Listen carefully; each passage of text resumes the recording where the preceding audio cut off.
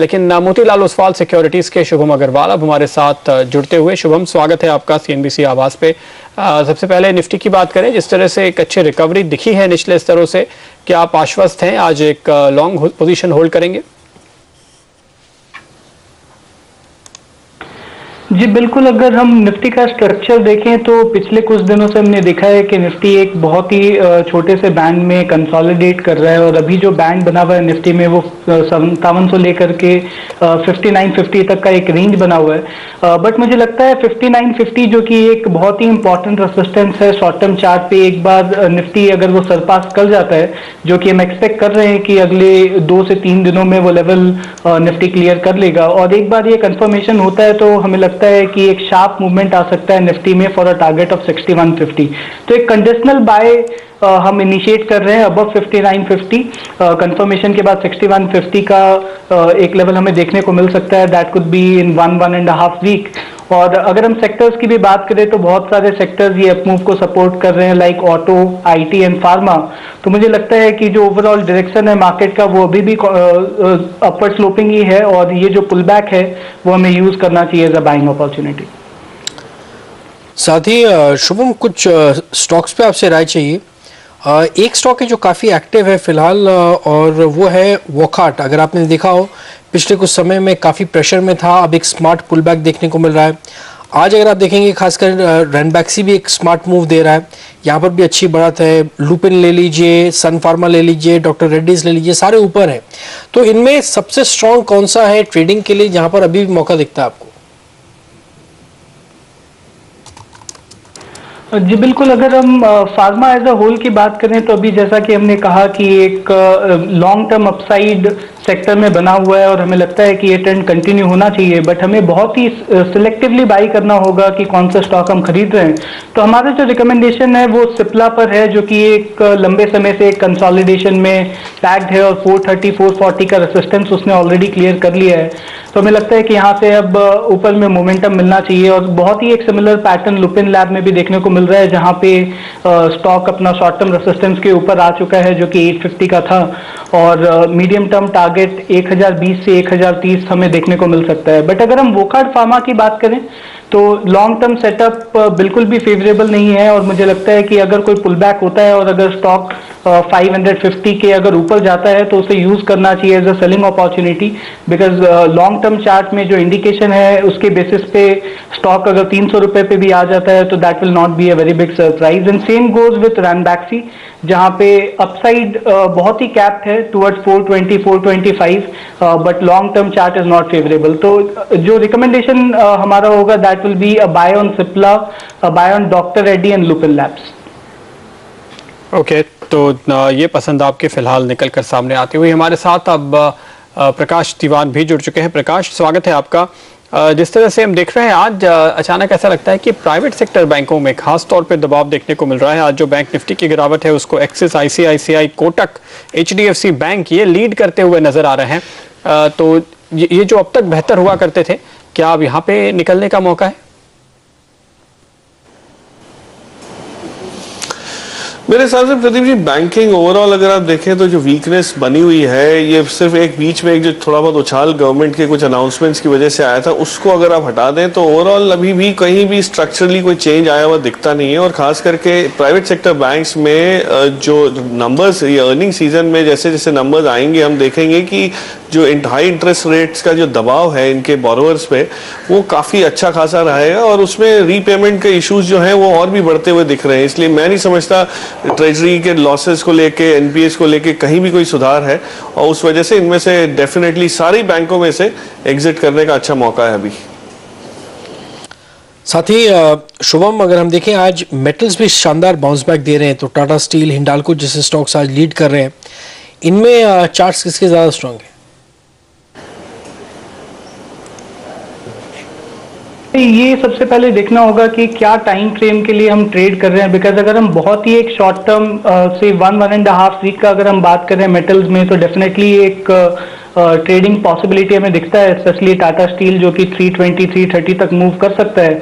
But अगर हम long term investors की बात करें तो सीएनएक्स मेटल पिछले 3 साल से निफ्टी को अंडर परफॉर्म कर रहा है और अभी तक चार्ट पे ऐसा कोई भी इंडिकेशन नहीं है जिसके बेसिस पे हम ये कह सके कि मेटल इंडेक्स बॉटम आउट हो चुका है। तो लॉन्ग टर्म इन्वेस्टर्स के लिए ये सलाह होगी कि ये जो पुल बैक है, और अगर टाटा स्टील और सिमिलर मेटल स्टॉक्स अगर यहाँ से और 10-12% का अपमूव अगर हमें देखने को मिलता है तो that should be used as a selling opportunity. और अगर कोई एग्जिट नहीं कर पाए थे तो उसे यूज करना चाहिए, ये पुल बैक को यूज करना चाहिए for an exit. But short term traders जिनको हार्डली कोई फर्क पड़ता है कि ओवरऑल ट्रेंड कैसा है, they just want to keep stop losses and want to trade the trend, उनके लिए Tata steel can be traded on the long side. 290 रुपए का स्टॉप लॉस रखा जा सकता है लॉन्ग ट्रेड के लिए, और जो टारगेट हमें देखने को मिल रहा है शॉर्ट टर्म पे वो 320 से 325 रुपए पर है। 320 से 325 के टारगेट टाटा स्टील में। लेकिन प्रकाश, यहाँ पे जो खबर है करीब 5000 करोड़ रुपए जुटाने की योजना है और जो ग्रुप कंपनीज में इनकी हिस्सेदारी है वो टाटा स्टील वो बेच सकते हैं। तो टाटा स्पॉन्ज एक छोटा काउंटर, चूंकि यहाँ भी एक हिस्सेदारी है जो बेची जा सकती है प्रोमोटर को, टाटा सन्स को। इस उम्मीद में हम इस काउंटर पे तेजी देख रहे हैं। टाटा मोटर्स के स्टॉक हैं इसके अलावा, क्या इस तरह का कोई मौका आप देखते हैं इन दूसरी ग्रुप कंपनीज में, और क्या टाटा स्टील को एक अच्छा खासा फायदा होगा, क्योंकि कर्ज तो इनके ऊपर काफी बड़ा है? इनफैक्ट प्रदीप जी, इन्होंने ये जो पहल की है, मेरे हिसाब से ये पॉजिटिव मूड डेफिनेटली है। बट जैसे आपने भी कहा कि इसको काफ़ी समय लगेगा, क्योंकि अलग अलग पार्ट्स हैं, अलग अलग लेवल पे इनका डाइवेस्टमेंट का जो है वो स्टेजेस पे प्रिपरेशन है। और इस खास करके जो यूके के जो बिजनेस में इनकी जो सबसे बड़ी जो कर्ज की देन है वो है हमारे कोरस के बिजनेस है, और उसको जब तक सॉल्व नहीं करते, उसको शिफ्ट करके कहीं और नहीं ले जा सकते, नेदरलैंड्स या कोई बेल्जियम या इस टाइप के लो कॉस्ट रेजीम में, मेरे हिसाब से तब तक ये दबाव बना हुआ रहेगा। लेकिन जैसे ही उसमें कोई पहल होती है, मैं समझता हूँ ये स्टॉक आपको अच्छा खासा 20-25% की अपसाइड वहां से दे पाएगा। तो वो स्टेज की, उस न्यूज की वेट करिए, और उस स्टेज पे अगर कोई इन्वेस्ट करना चाहे तो मेरे हिसाब से ये बहुत बढ़िया medium to long term play बन सकेगा।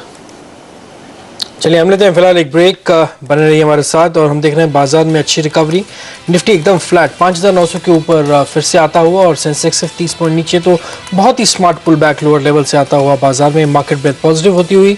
कहाँ पर आप ट्रेडिंग करें, कहाँ निवेश के मौके, ये सब इस ब्रेक के बाद।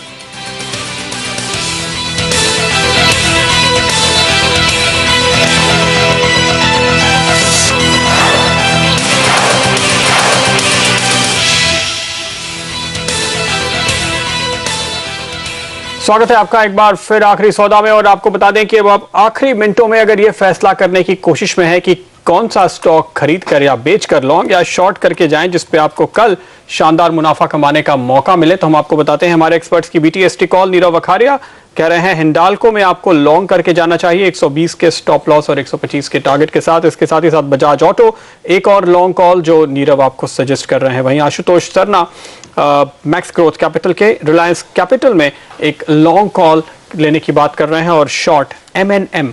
तो ये BTST कॉल जहां पर आज आप पोजीशन बनाकर कल अच्छा मुनाफा कमा सकते हैं। लौटते हैं अपने एक्सपर्ट्स की ओर। प्रकाश दीवान और शुभम अग्रवाल हमारे साथ बने हुए हैं। शुभम, कोल इंडिया पे अगर आप नजर डालें, इंडेक्स के लिहाज से काफी कमजोरी, क्योंकि यहाँ पर जैसे कि बयान आया है कोल मिनिस्टर का कि महीने 2 महीने में ही डिसइन्वेस्टमेंट होगा।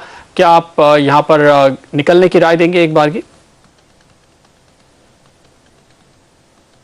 जी बिल्कुल, अगर हम लॉन्ग टर्म ट्रेंड भी देखें स्टॉक का तो वो बहुत ही क्लियर इंडिकेशन है कि स्टॉक जो इम्पोर्टेंट सपोर्ट था 290 का, उसके नीचे स्टॉक ने एक ब्रेकडाउन दिया था, और अभी टेम्पररी बेसिस पे हमने देखा कि कुछ दिनों से स्टॉक वो लॉन्ग टर्म रेसिस्टेंस के ऊपर में ट्रेड हो रहा है। बट जो सेटअप है वो क्लियरली एक नेगेटिव सेटअप है। तो यहाँ पे अगर हम पोर्टफोलियो कॉल लेने की बात करें तो पोर्टफोलियो से एक एग्जिट की सलाह होगी।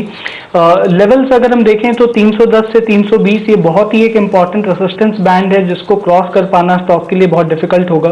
तो रिस्क टू रिवॉर्ड सिनेरियो के बेसिस पे भी यहाँ पे लॉन्ग पोजीशन में प्रॉफिट ले लेना एक बहुत ही अच्छा एक अपॉर्चुनिटी हमें दिखता है। अगर हम मीडियम टर्म ट्रेंड की बात करें तो हमें लगता है कि स्टॉक यहाँ से 250 रुपए के नीचे जा सकता है with a time frame of 1.5-2 month. तो सलाह यही होगी कि एक शॉर्ट पोजीशन यहाँ पे बनाया जा सकता है with a stop loss at 315, और जो टारगेट हम देख रहे हैं that is a 250 rupees. Right, Prakash ये बताइए कि अगर हम देखें आज काफ़ी सारी वो कंपनियां एक्टिव हैं जो बैंकिंग लाइसेंस, नई बैंकिंग लाइसेंस की दावेदार हैं और वित्त मंत्री ने ये साफ कहा है कि आरबीआई बहुत जल्द 7 बैंकिंग नई लाइसेंस देगा। तो एल&टी फाइनेंस होल्डिंग्स एक स्टॉक है जो बहुत एक्टिव है, इसके साथ दूसरे स्टॉक्स भी आज खरीदारी दिखा रहे हैं। आपका फेवरेट कौन सा है, किसको आपको लगता है कि चांसेस ज़्यादा मिलने के और खरीदारी बनती है उसमें?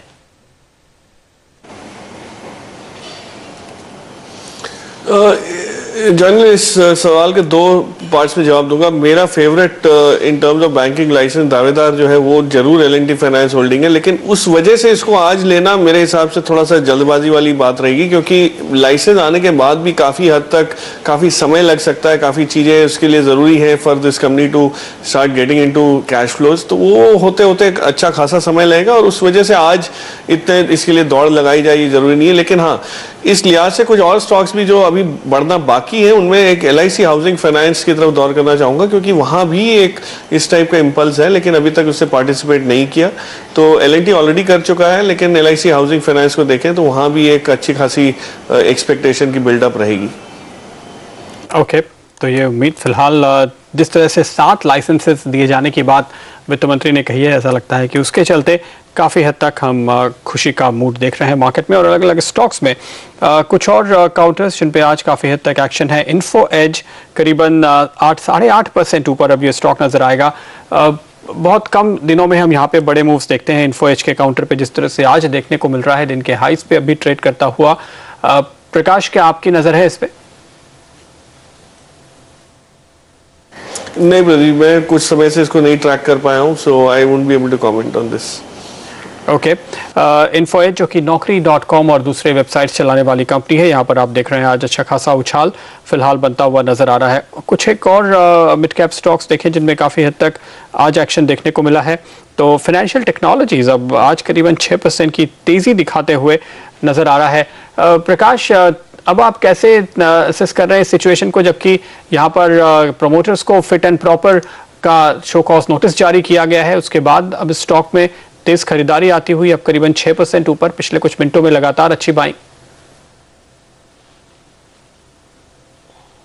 सकता है इस वजह से हो, कोई न्यूज आने वाली हो, कोई अनाउंसमेंट हो which can come after the market. लेकिन प्रदीप जी, जो फाइनेंस मिनिस्टर का जो बयान आया था मेरे हिसाब से अभी कुछ समय पहले ही, उसमें उन्होंने खास कहा है कि सरकार की कोई भी रिस्पॉन्सिबिलिटी नहीं रहेगी, क्योंकि ये कंपनी जो थी निवेशकों को सावचेत होकर अपना इन्वेस्टमेंट इसमें करना चाहिए था, ट्रेड करना चाहिए था, और जो NSCL का सारा फियास्को है उससे उन्होंने एक तरफ से अपना पल्ला झटका है। तो मैं समझता हूं कि उसको देखते हुए FTIL में कोई इन्वेस्टमेंट करने का तो कोई वो नहीं बनता, लेकिन हाँ, कोई पॉजिटिव न्यूज फ्लो के बेसिस पे ये अगर ऊपर जाता है तो एग्जिट का मौका जरूर अच्छा बना हुआ रहेगा।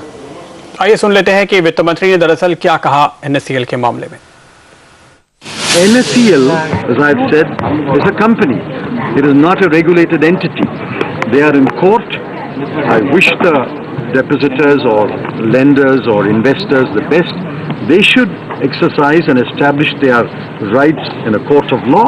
And those who have committed any errors, I don't know, they will be answerable to those who have put their money in NSCL. तो ये सरकार का रुख यहाँ पर सामने आता हुआ कि ये एक्सचेंज नहीं है बल्कि एक कंपनी है, और जो भी इसकी देनदारियां बनती हैं उस लिहाज से अब आगे जांच और उसकी पूरी कार्यवाही चलेगी।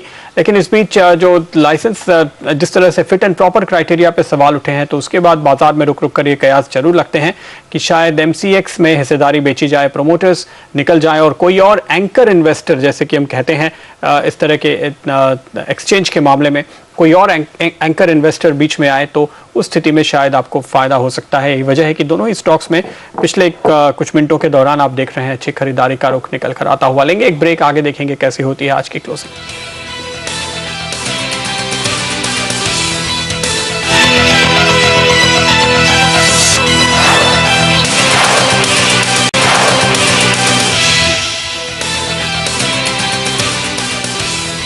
हमारे साथ प्रकाश दीवान और शुभम अग्रवाल मौजूद हैं। बाजार में काफी स्मार्ट पुल बैक कर निफ्टी 5,900 के ऊपर और सेंसेक्स सिर्फ 20 पॉइंट नीचे। तो सेंसेक्स में 250 पॉइंट से ज्यादा की रिकवरी और निफ्टी में भी काफी स्मार्ट रिकवरी, 50 पॉइंट से ज्यादा की रिकवरी लोअर लेवल से देखने को मिली है।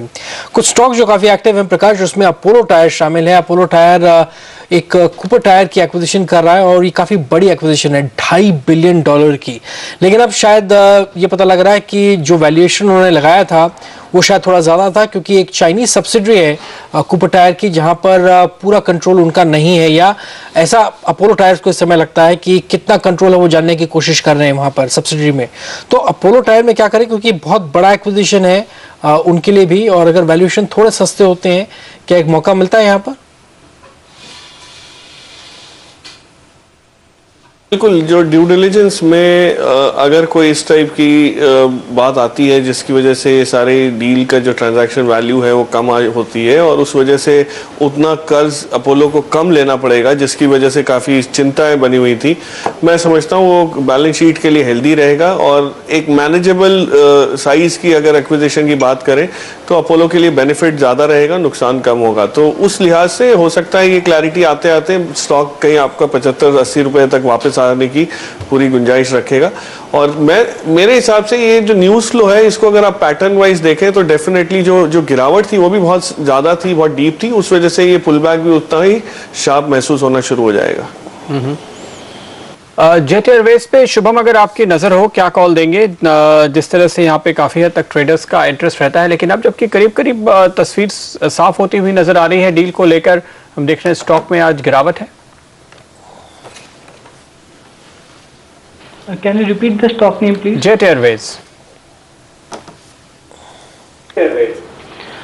यस, अगर हम स्टॉक मीडियम टर्म चार्ट अगर हम देखें स्टॉक का, तो एक बहुत ही वोलेटाइल स्टॉक रहा है और पिछले कुछ दिनों से हमने देखा कि एक बहुत स्मार्ट पुल बैक ऑलमोस्ट 400 के लेवल तक आया था। बट लास्ट ट्रेडिंग डे को अगर हम स्पेसिफिकली देखें तो एक बेरिश एनगल्फिंग पैटर्न का फॉर्मेशन हुआ है, जो कि इंडिकेट करता है कि पुल बैक एक एंड पे आ चुका है। और मुझे लगता है कि अब यहाँ पे हमें एक सेल कॉल लेना चाहिए विद स्टॉप लॉस एट 410, और जो टारगेट हम देख सकते हैं, मुझे लगता है कि स्टॉक वापस 280 रुपए का जो स्विंग लो स्टॉक ने बनाया था वो लेवल वापस से रिटेस्ट हो सकता है। तो अगर किसी भी इन्वेस्टर्स का लॉन्ग पोजीशन हो तो सलाह होगा कि एग्जिट कर लेना चाहिए, and for short term traders they can look for a selling opportunity.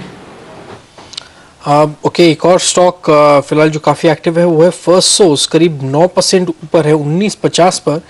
क्या करें फिलहाल प्रकाश इस स्टॉक में आज काफ़ी अच्छी रफ्तार, अच्छे वॉल्यूम्स के साथ? नहीं, ये स्टॉक काफी हद तक एक पुल बैक मोड में रहा है जर्नी पर। इससे अच्छा अगर आप लेना चाहें तो CESC जो इसकी पेरेंट कंपनी है उसको अगर आप देखें तो मुझे लगता है वहां पे बेनिफिट ज्यादा मिलेगा और वो एक रेजिलियंट स्टॉक जैसा भी बिहेव कर रहा है। ऑफ कोर्स डाइवर्सिफाइड पोर्टफोलियो है, रिटेल भी है, पावर भी है, तो FSL के साथ साथ अगर उसकी तरफ नजर दौड़ाएं तो आपको FSL की अपसाइड भी कैप्चर हो जाएगी और थोड़ा सा एक डिफेंसिव बेट सा बन जाएगा अगर CESC में एंट्री लेते हैं तो। ओके, तो CESC एक प्रेफर्ड बेट यहाँ पर आपके लिए निकल कर आएगा फर्स्ट सोर्स की जगह, ये है राय फिलहाल आती हुई।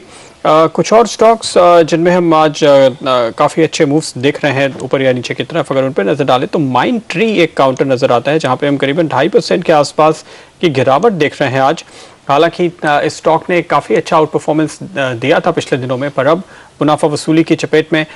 शुभम, क्या आपको लगता है कि यहाँ से निकलने का मौका बनता है? लॉन्ग टर्म ट्रेंड अगर हम स्टॉक पे देखें तो वो डेफिनेटली अभी भी ऊपर है, और जिस तरह का स्ट्रक्चर स्टॉक ने फॉर्म किया है medium term to long term जो टारगेट है वो और यहाँ से 30-35% अपसाइड का हो सकता है। बट अगर हम रिवॉर्ड टू रिस्क सिनेरियो देखें तो अब जो स्टॉप लॉस हम ट्रेलिंग स्टॉप लॉस जहाँ रख सकते हैं वो लेवल है 950, जो कि इक्वली डाउनसाइड भी इंडिकेट कर रहा है। तो यहाँ पे ये सलाह होगी कि स्टॉक का जो लॉन्ग टर्म सपोर्ट है अराउंड 1050 का, वहां तक हमें पुल बैक का वेट करना चाहिए। अगर स्टॉक वहां पे पुल बैक करके कंसोलिडेट करता है तब हम 100 रुपए के स्टॉप लॉस से फिर से वहां से एक अपसाइड की बात कर सकते हैं। बट क्योंकि अभी यहाँ पे एक बहुत ही वर्टिकल मूवमेंट हमें देखने को मिला है तो मुझे लगता है कि एक ट्रेलिंग स्टॉप लॉस स्ट्रैटेजी रखना चाहिए, जहाँ पे मतलब जैसे जैसे स्टॉक अगर हायर लेवल बनाता जाता है तो जो ट्रेलिंग स्टॉप लॉस है उसे हम इंक्रीज करते जा सकते हैं।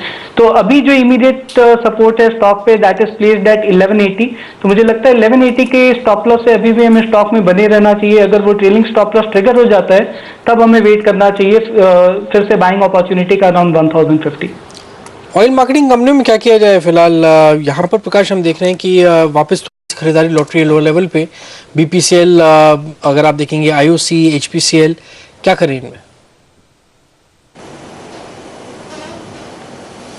जनरल ये जैसे पहले भी मैंने कई बार कहा है कि इसमें ट्रेडर्स के लिए हो सकता है अपॉर्चुनिटी हमेशा बनी रहती है और वो भी न्यूज़ फ्लो ड्रिवन है, लेकिन मैं नहीं समझता कि इसमें कोई खास आपको रिस्क रिवॉर्ड रेशियो के हिसाब से बहुत ज़्यादा अपसाइड मिले। हाँ, BPCL में पर्टिकुलरली न्यूज़ एक तो पॉजिटिव न्यूज़ फ्लो है, खास करके उन्होंने अपनी बीना रिफाइनरी के IPO की जो बात की अगले साल, वो monetisation will tremendously help them come down on, उनके जो बैलेंस शीट है उसको हेल्दी बनाने में काम आएगा।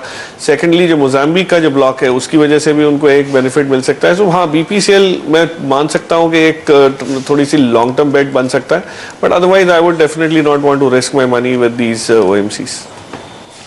ओके, और हम अब आ चुके हैं आज के ट्रेड के आखिरी मिनट में। आपको बताएं अच्छी रिकवरी निचले स्तरों से दिखाते हुए अब सेंसेक्स और निफ्टी करीब करीब पॉजिटिव जोन में है, लगभग पॉजिटिव जोन में बंद होने की तैयारी। मिड कैप इंडेक्स अगर आप देखें तो आधे % से बल्कि अब 3/4% के आसपास की बढ़त यहां पर आती हुई नजर आ रही है। तो अच्छी रिकवरी निचले स्तरों से देखने को मिली है, मार्केट ब्रेथ बेहतर हुई है, बाजार का मूड काफ़ी हद तक सुधरा है इंडेक्स के लिहाज से। लेकिन अगर आप देख रहे हैं तो metal stocks Tata steel, Hindalco काफ़ी मदद करते हुए नजर आए और रैनबैक्सी लैब एक खास तौर पे बड़ा विनर दिखाई दिया। जी हाँ, इसके साथ साथ दूसरे स्टॉक्स अगर आप देखेंगे जहां पर आज काफ़ी स्ट्रॉन्ग रैली देखने को मिली। बॉम्बे डाइंग 13% ऊपर गया। फर्स्ट सोर्स में हमने करीब 9% की बढ़त देखी। वो सारे जो बैंक के नए बैंक के दावेदार हैं, L&T फाइनेंशियल होल्डिंग, अगर आप देखेंगे JM फाइनेंशियल, ये काफ़ी एक्टिव होते हुए नजर आए हैं। वित्त मंत्री ने कहा कि 7 नए बैंक लाइसेंस RBI जल्द इशू कर सकता है। फिलहाल TVS मोटर्स एक स्टॉक जहां पर लगातार एक्टिविटी काफ़ी स्ट्रॉन्ग है। पिछले हफ्ते भी आपने देखा प्रोडक्ट प्राइसेस बढ़ने के जो खबर आई उसके बाद स्टॉक में काफ़ी उछाल था और आज भी हम उसमें वही फॉलोअप उछाल देख रहे हैं। फाइनेंशियल टेक्नोलॉजीज बाउंस बैक करता हुआ ये भी करीब 5 से 6% ऊपर गया है। अपोलो टायर्स में हम देख रहे हैं कि अगर डील की वैल्यूएशन जो खरीद रहे हैं वो सुपर टायर को कम होती है तो इस स्टॉक में और अच्छा उछाल फिलहाल आता हुआ नजर आया। तो ये स्टॉक्स आज काफ़ी एक्टिव होते हुए। कोल इंडिया हालांकि थोड़ी सी वीकनेस दिखाता हुआ। शानदार बढ़त 5,910 पर निफ्टी आता हुआ तो लोअर लेवल से 50 पॉइंट से ज़्यादा की रिकवरी। सेंसेक्स में करीब 250 पॉइंट से ज़्यादा की रिकवरी और सेंसेक्स भी एकदम फ्लैट होता हुआ नजर आया। तो बाजार फ्लैट बंद जरूर हुए लेकिन रिकवरी लोअर लेवल से काफ़ी अच्छी हुई। जहां और आज की क्लोजिंग के बाद आप देख सकते हैं फिलहाल स्थिति जो है बाजार की सुबह के मुकाबले मूड काफ़ी हद तक बेहतर नजर आ रहा है। पर आगे के लिए क्या उम्मीद करनी चाहिए? शुभम, आप क्या रेंज और डायरेक्शन देखेंगे? कोई खास इंपॉर्टेंट लेवल्स जिन पर कल नजर रखना चाहें? जी बिल्कुल, जैसा कि हमने अभी कहा 5950 एक बहुत ही एक इम्पॉर्टेंट लेवल है शॉर्ट टर्म चार्ट पे, जहाँ पे एक इन्वर्टेड हेड एंड शोल्डर का फॉर्मेशन हम इंट्राडे चार्ट पे देख रहे हैं। बहुत ज़्यादा हम रिलाई नहीं करते हैं इस ट्रेडिशनल पैटर्न पे, बट एक अगर ब्रेकआउट होता है जिसका कंफर्मेशन 5950 के ऊपर आएगा, अगर वो लेवल निकल जाता है निफ्टी में तो हमें लगता है कि 200 पॉइंट का एक शार्प मूवमेंट आ सकता है ऊपर की तरफ और जो टारगेट होता है वो 6150 पर है। और ये लॉन्ग ट्रेड के लिए जो स्टॉप लॉस हमें रखना चाहिए दैट इज एट 5850। चलिए, बहुत बहुत धन्यवाद आप दोनों का आज समय निकालकर हमसे बात करने के लिए। और अब समय है स्टॉक 2020 के विजेता का। 6, 1